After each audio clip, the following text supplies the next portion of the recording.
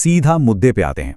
Mobile phones का वो बेताज बादशाह जो अचानक हमारी जेबों से बिल्कुल गायब हो गया। लेकिन कहानी यहीं खत्म नहीं होती।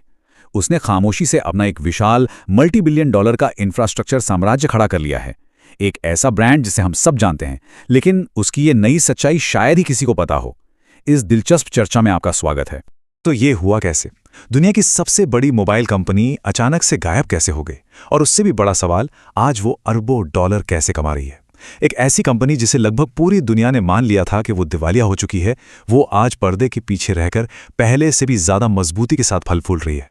26 बिलियन डॉलर? जी हाँ, आपने बिल्कुल सही सुना। ये कोई पुराना आंकड़ा नहीं है, बल्कि 2022 में नोकिया का रेवेन्यू है।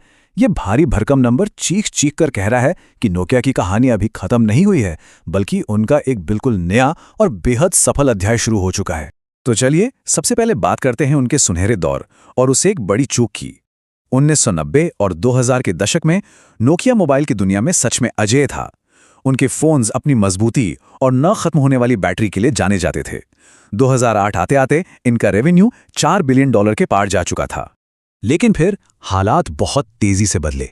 2007 में आईफोन का लॉन्च होना, 2009 में N97 का फेल होना, 2011 की विंडोज फोन डील और फिर 2013 तक मार्केट शेयर का गिरकर सिर्फ 3% रह जाना, ये कॉर्पोरेट इतिहास के सबसे नाटकीय पतनों में से एक है।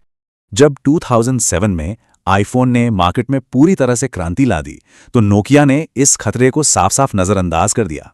उन्हें लगा कि लोग कभी भी एक मजबूत फोन और फिजिकल कीबोर्ड को छोड़कर एक सिंपल टच स्क्रीन की तरफ नहीं जाएंगे। जबकि उनके प्रतिद्वंदी क्या कर रहे थे? वो responsive touch screen, sleek design और एक शानदार ऐप इकोसिस्टम पर फोकस कर रहे थे। और यहीं से शुरू होता है N97 और एक डूबते हुए इकोसिस्टम का दौर। 2009 में नोकिया ने N97 के साथ वापसी की कोशिश जरूर की। इसे आईफोन किलर कहा जा रहा था, जिसमें स्लाइड आउट कीबोर्ड था, लेकिन इसकी स्क्रीन बिल्कुल रिस्पॉन्सिव नहीं थी और इनका सिम्बियन OS बहुत ही ज्यादा आउटडेटेड और कॉम्प्लेक्स था। नतीजा, एक बहुत बड़ी विफलता। इस नाकामी का असर बहुत ही भयानक था। सिर्फ एक ही साल में कंपनी का रेवेन्यू 23% तक गिर गया। जरा सोचिए, $74 बिलियन का रेवेन्यू सीधे $57 बिलियन पर आ गिरा। यह साफ संकेत था कि जहाज तेजी से डूब रहा है। हालात इतने बदतर हो गए थे कि 2010 में नए CEO स्टीफन इलॉप ने एक लीक हुए इंटरनल मेमो में इस पूरी स्थिति को बिल्कुल सटीक तरीके से बयान किया। उन्होंने लिखा, हम एक जलते हुए प्लेटफॉर्म पर खड़े हैं। वो समझ गए थे कि अब लड़ाई सिर्फ हार्डवेयर की नहीं रही, बल्कि ये पूरे इकोसिस्टम की जंग बन चुकी थी जो नोकिया को खत्म कर रही थी। सिम्बियन OS के उस डूबते जहाज से बचने के लिए इलॉप ने एक बहुत बड़ा और काफी विवादित दांव खेला। तेजी से बढ़ते एंड्रॉयड को अपनाने के बजाय उन्होंने माइक्रोसॉफ्ट के विंडोज फोन OS को चुना। ये एक ऐसा फैसला था जिसने कंपनी का भविष्य हमेशा के लिए तय कर दिया। अब ये इकोसिस्टम बदलने का दांव पूरी तरह से फेल क्यों हुआ? पहली बात, इसे पुराने विंडोज 7.5 पर लॉन्च किया गया। दूसरा, ये सिंगल कोर प्रोसेसर तक ही लिमिटेड था। और सबसे बड़ी बात, वहां थर्ड पार्टी ऐप्स न के बराबर थे। एक खाली ऐप स्टोर के साथ नोकिया मार्केट में टिक ही नहीं पाया। और इसके नतीजे इन आंकड़ों में साफ देखे जा सकते हैं। आईफोन के आने से पहले जहां नोकिया का ग्लोबल मोबाइल मार्केट शेयर 50% से भी ज्यादा था, वो 2013 आते आते महज 3% रह गया। और आखिरकार मजबूरी में उन्हें अपना पूरा मोबाइल बिजनेस $7.2 बिलियन में माइक्रोसॉफ्ट को बेचना पड़ा। लेकिन इसके बाद जो हुआ वो एक खामोश बदलाव की शुरुआत थी। राजीव सूरी के नेतृत्व में एक नया विजन सामने आया। कंज्यूमर मोबाइल डिवीजन तो खत्म हो गया था, लेकिन कंपनी के अंदर एक बेहद प्रॉफिटेबल और छुपी हुई संपत्ति अब भी बाकी थी, जिसने उनके पुनर्जन्म का रास्ता खोला। और वो तारणहार था NSN, यानी नोकिया सीमेंस नेटवर्क्स। ये नोकिया का वो B2B डिवीजन था जो पूरी तरह से टेलीकम्युनिकेशन इंफ्रास्ट्रक्चर और नेटवर्क सॉल्यूशंस पर काम करता था। 2014 में राजीव सूरी को नया CEO बनाया गया और उन्हें इस भारी भरकम रणनीतिक बदलाव को लीड करने की जिम्मेदारी दी गई। सूरी का विजन एकदम क्लियर था। उन्हें पता था कि स्मार्टफोन के अखाड़े में अब लड़ना समय की बर्बादी है। इसलिए उन्होंने अपना पूरा फोकस और पैसा 5G नेटवर्क के रिसर्च और डेवलपमेंट पर लगा दिया।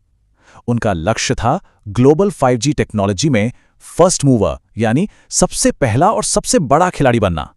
और इसी के साथ शुरुआत हुई रीफ शार्क क्रांति की, जिसने आज की 5G दुनिया को पावर दी है। 5G पर किया गया उनका यह भारी भरकम इन्वेस्टमेंट 2018 में शानदार तरीके से रंग लाया और उन्होंने एक ऐसा हार्डवेयर बनाया जिसने पूरी टेलीकॉम इंडस्ट्री को ही बदल कर रख दिया।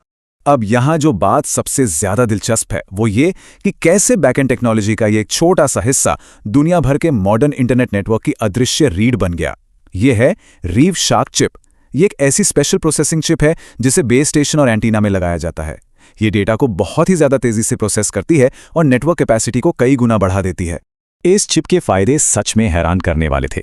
सबसे पहले तो ये 84 गीगाबिट्स प्रति सेकंड की बैंडविड्थ दे सकती थी, यानी पहले से 3 गुना ज्यादा तेज। दूसरा, इसका साइज 50% तक छोटा था। और तीसरा, ये बिजली की खपत को 64% तक कम कर देती थी। बस फिर क्या था, सारी टेलीकॉम कंपनियों में नोकिया के साथ पार्टनरशिप करने की होड़ सी मच गई। अपनी इस शानदार टेक्नोलॉजी के दम पर नोकिया ने बिल्कुल खामोशी से AT&T, वोडाफोन और T-Mobile जैसी इंडस्ट्री के दिग्गज कंपनियों के साथ बड़े-बड़े बैक-एंड सौदे पक्के कर लिए और देखते ही देखते 2024 तक नोकिया की दुनिया भर में 300 से ज्यादा ग्लोबल टेलीकॉम पार्टनरशिप्स हो चुकी हैं। और इस तरह हुई उनकी अरबों डॉलर की वापसी और खड़ा हुआ आधुनिक नोकिया साम्राज्य। कंज्यूमर डिवाइस के मैदान को पूरी तरह से छोड़कर और बैकएंड इंफ्रास्ट्रक्चर में महारत हासिल करके कंपनी ने अपनी एक बहुत ही मुनाफे वाली नई पहचान बना ली। ये चार्ट उनकी वापसी का सबसे बड़ा सबूत है। अगर चीन को छोड़ दें तो आज पूरी दुनिया में हर 100 में से 29 5G नेटवर्क्स नोकिया के उपकरणों पर ही चल रहे हैं। ये उस कंपनी के लिए एक बहुत बड़ी जीत है जिसे एक वक्त पर सबने पूरी तरह से खत्म मान लिया था।